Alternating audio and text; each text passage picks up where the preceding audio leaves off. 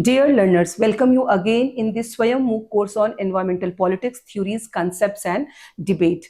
Week 6, lecture 4 on role of major economies and developing nations in environmental politics, in which we are going to cover the role and responsibility of major economies like America, then China, and then after we will be discussing European Union as a regional economy, in which we will be discussing what is their contribution in environmental pollution or ultimately the climate change. And then after we will be discussing what kind of initiative they have initiated to curb this major issue. In the second portion, we will be discussing the role of developing countries along with their challenges, what kind of challenges they are facing, like related to technology like green technology, and especially that is about the funding to the environmental sustainability initiatives. Along with that, we will also see the perspectives of the developing countries, specifically about the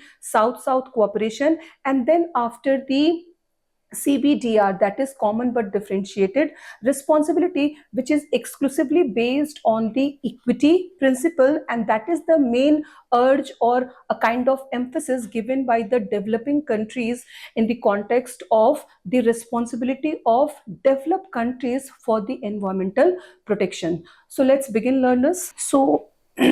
So here we can see that what is the contribution and responsibilities of the major economies. So here we can see that the interplay between the major powers and developing nations shapes the global environmental politics, which of course reflects in the divergent priorities and responsibilities. And here developed countries, historically the largest polluters, who faces the a kind of like they have created a pressure to lead in emissions reduction and climate financing.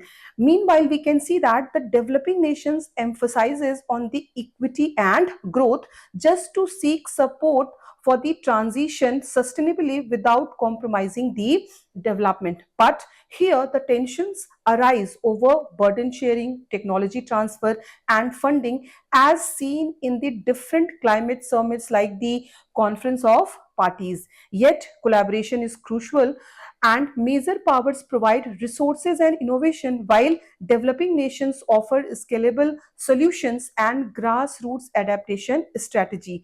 Balancing these dynamics is key to achieving the global climate goals and ensuring a just transition for all. Here we will be discussing the contribution and responsibility of the major economies like America, that is United States of America, and China, along with the role of European Union as a regional or intergovernmental economy, because they are playing a very pivotal role in shaping the global environmental politics. So firstly we will begin with the United States of America, and here we can see that America has historically been a leader in global climate governance, which plays a very central role in the creation of 2015's Paris Agreement too. And here it aims to limit the global warming to well below 2 degrees Celsius. And here we can see that the US is also a hub for technological innovation, particularly in terms of green energy technologies like the solar, wind and electric vehicles too, which have global applications there. Then if we will see inside America, so here we can see domestically several initiatives initiated by America, like the Inflation Reduction Act of 2022, which basically demonstrates the significant investments in the renewable energy and emissions reduction. Along with that, we can see that America has also fostered the global cooperation, particularly with the emerging economies, particularly means the emerging economies in the third world economies, to just to ensure the equitable and effective climate action collectively. So here we can see as an I mean, a kind of like conclusion of America's role and responsibility in this regard. Here we can mention that America as a top emitter must lead in climate action by cutting its emissions, also funding green technology and supporting the global climate finance.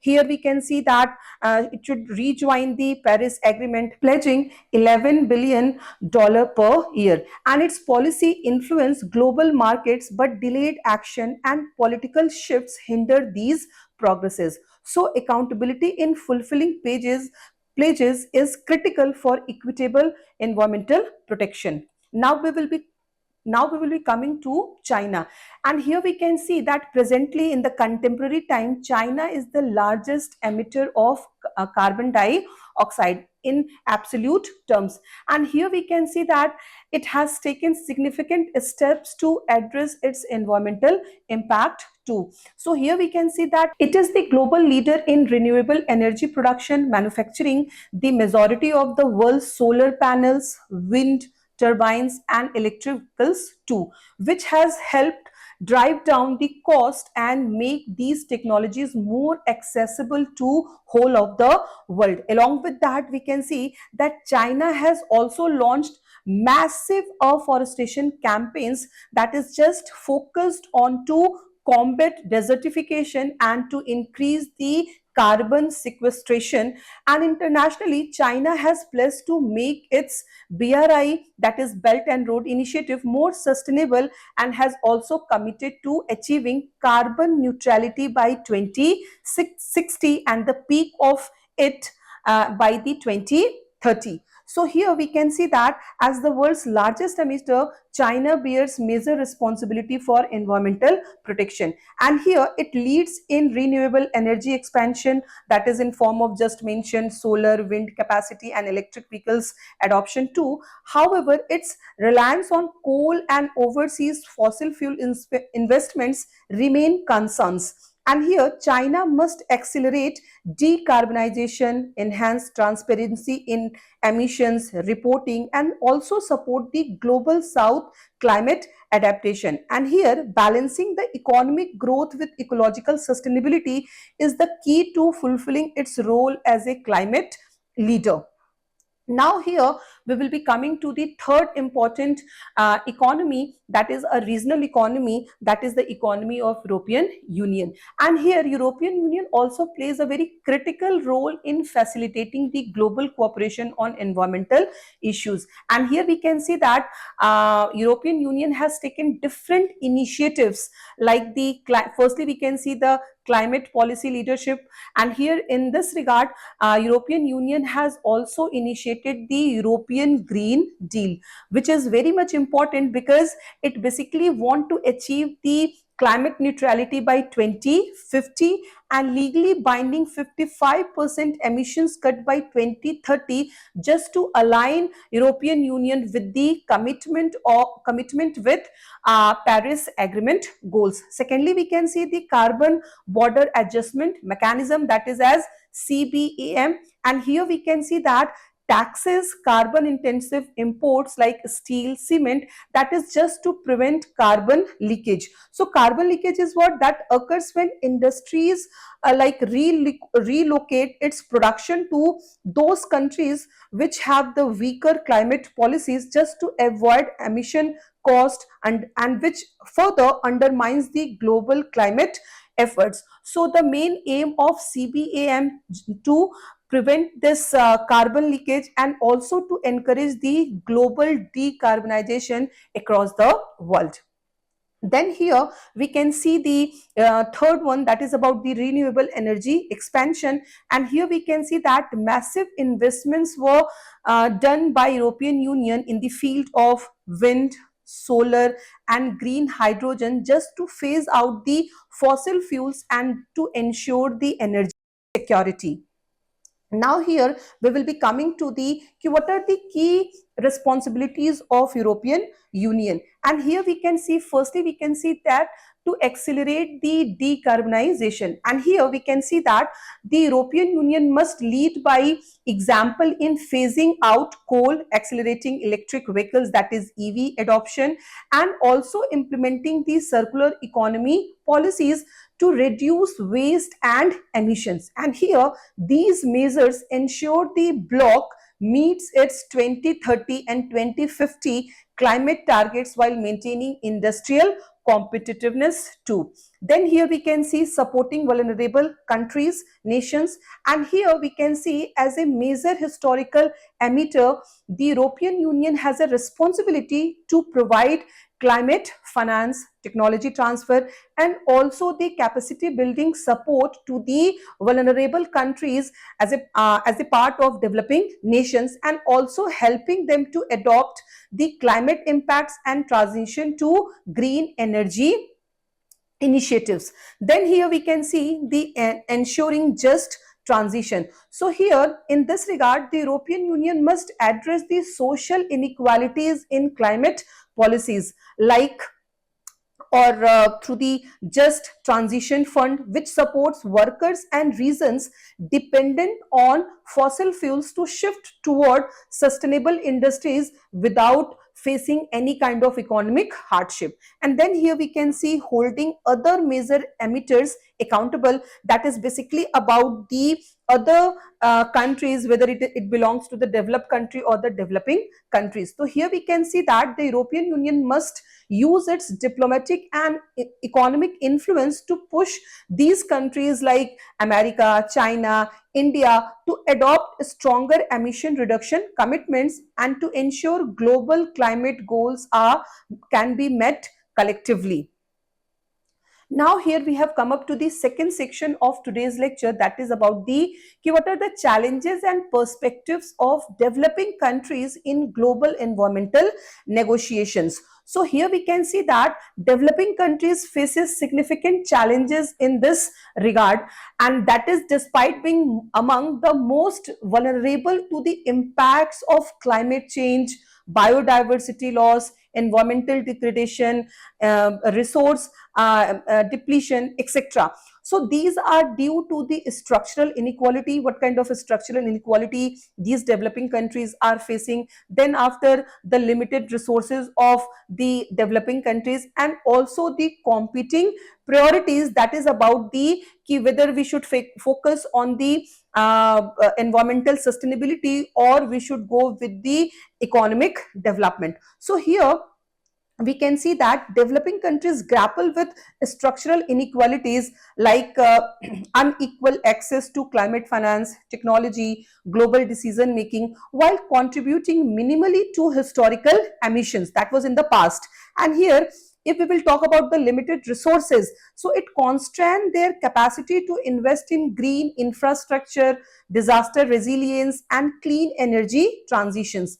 And in between, along with all these, limitations, competing priorities like the poverty reduction, healthcare, and economic growth often overshadow environmental policies. But despite facing several climate impacts like droughts, rising sea levels, they lack the fiscal space to adapt or mitigate effectively. So these systematic barriers perpetuate a kind of cycle of vulnerability, demanding equitable global cooperation just to bridge the gaps in funding, technology transfer, and capacity building for sustainable development. Along with all these things, here we can see that the developing countries also taking the critical perspectives to the negotiation table, and here they are emphasizing on the need of equity, justice, support, that is just to achieve the sustainable development for our coming future. So now here we will be discussing what kind of challenges these developing countries are facing. So here firstly we can see the limited financial resources, which is a very major problem of developing countries. And here developing nations often lack sufficient funds to invest in climate mitigation and adaptation projects. In this regard, we can see that heavy reliance on international climate finance, which is often inadequate or delayed, and here struggles to balance environmental policies with their growing demand or a pressing demand of economic needs like the poverty reduction. So these things becomes more like challenging for the developing countries in terms of limited financial resources. Then after, if we will talk about the technological gaps, so here we can see the limited access to advanced green technologies needed for renewable energy, sustainable agriculture, and disaster resilience. And here, high costs of the clean technology patents restrict adoption. And here, dependence on developed nations for the technology transfer, which are often slow or conditional for the developing countries. Then we will be seeing the vulnerability to climate impacts. And here we can see that is in form of disproportionately affected by the extreme weather, rising sea levels, and food insecurity. And despite low carbon footprints, here along with that, we can see the limited infrastructure and weak governance hinder the effective adaptation by the developing countries. So it demands compensation for loss and damage caused by the climate change. Now here we will be seeing the most important part among all, that is the competing development priorities, and that is a kind of very challenging situation or issue for the developing countries. And here we can see that the industrialization and poverty alleviation often take precedence over the environmental policies, and here strict climate regulations may slow the economic growth and also will create resistance. And here, to seek flexible climate commitments that can align with the development goals. It means to make a balance between the economic growth, industrial development, and the environmental sustainability. Then only they can go for the sustainable development for the future generation. Now here we will be coming to the last one, that is about the inequitable burden sharing, and that is in form of, here we can see argued that this wealthy nations, means the developed nations, are responsible for the historical emissions, and they should bear greater climate action cost, and also call for fair climate finance, debt relief, and grants, not loans but grants, to support green transitions in the developing country. Along with that, they also emphasizes on the climate justice, demanding equitable carbon space for development. So after seeing all the challenges, here we can say that developing countries push for global solidarity, urging developed nation to fulfill financial and technological commitments, that is just to ensure fair and effective climate cooperation. Now we have come up to the last portion of today's lecture, that is about the perspectives of developing countries. So here firstly we can see that they emphasized on equity, not equality, equity and climate justice. So here developing nations emphasizes on the historical responsibility, that is that is basically the principle of CBTR, that is common but differentiated responsibility. And here arguing that industrialized nations having contributed most to global emissions, so must lead in climate action and also provide finance and technology to vulnerable states, mostly belong to the developing countries. Along with that, they also demand for fair burden sharing as they face severe climate impacts despite minimal emissions from their side. So climate justice for them means equitable access to carbon space for development and also compensation for such losses and damages. Then here we can see thirdly, they urge for the need for financial and technological support. So here developing nation emphasizes that climate action requires substantial funding and green technology transfer from the wealthy or developed countries. as they lack resources to adopt clean energy and adaptation measures. So they argue that fulfillment of climate finance pledges like the $100 billion per year goal, which is very, very essential for the equitable progress. So without support, transitioning to sustainability while addressing poverty will remain unrealistic for the developing countries. Then here we can see that they also focuses on the adaptation. So here if we will see the perspective of developing countries, so for developing nation, adaptation is a priority in environmental protection due to their high vulnerability to climate impacts. Like what kind of ill impacts of climate change, like flood, droughts, rising sea levels. And unlike mitigation, which requires reducing emissions, which is a kind of like challenge for the industrializing economies, those who are in the process of industrialization. So adaptation focuses on building resilience through climate smart agriculture, disaster resilient infrastructure, and also the early warning systems. So limited funding and technology hinder the progress, leading these countries to demand greater financial support from the developed nations under the mechanisms like the Green Climate Fund, which we have discussed in the different lectures about the Green Climate Fund. What is it and what is its role in the financial support for climate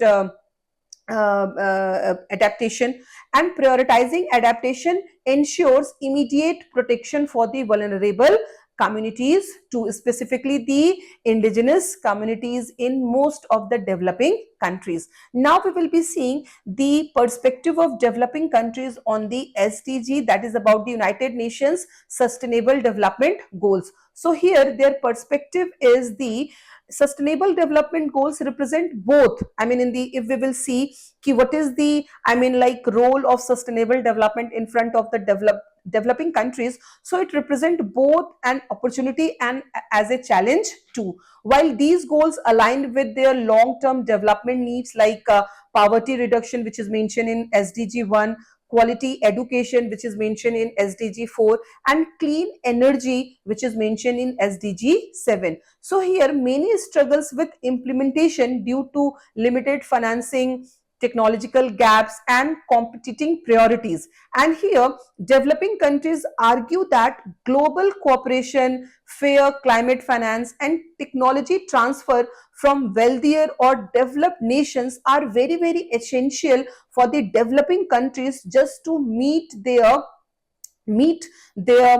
focus with the sustainable development goals. And lastly we will be seeing the south-south cooperation. So South-South cooperation, that is SSC, which refers to collaboration among the developing countries, between or among the developing countries, just to share knowledge, technology, and resources for the environmental sustainability. In this regard, we can take the example like Brazil and India exchange expertise on biofuels and renewable energy, while China funds solar power projects in the African continent. So here South-South cooperation strengthens the climate resilience without dependency on the developed nations, and also promoting equitable solutions tailored to global South challenges. So it complements both, doesn't replace developed countries' climate obligations. So on the whole, after seeing from the very beginning till the perspectives of the developing countries, here we can see that the role of major powers like America, China, European Union is very, very crucial in shaping the global environmental policies, and given their economic influence and carbon footprints too. So these nations must lead by example, fulfilling climate commitments and supporting green technologies. Meanwhile, developing countries face the dual challenge of pursuing economic growth while adhering to environmental agreements, often lacking resources and technology. So equitable climate finance and technology transfer are very essential, fundamental to ensure their participation in the sustainability efforts. And lastly, it's all possible with a collaborative approach, balancing the responsibilities of industrialized nations with the needs of developing economies, which is vital for effective global environmental governance and a sustainable future for all. So here these are the activity questions, and whatever I have discussed in the today's lecture, uh, after listening the lecture, you people can easily answer these activity questions. These are the references which you may use as further reading. Thank you.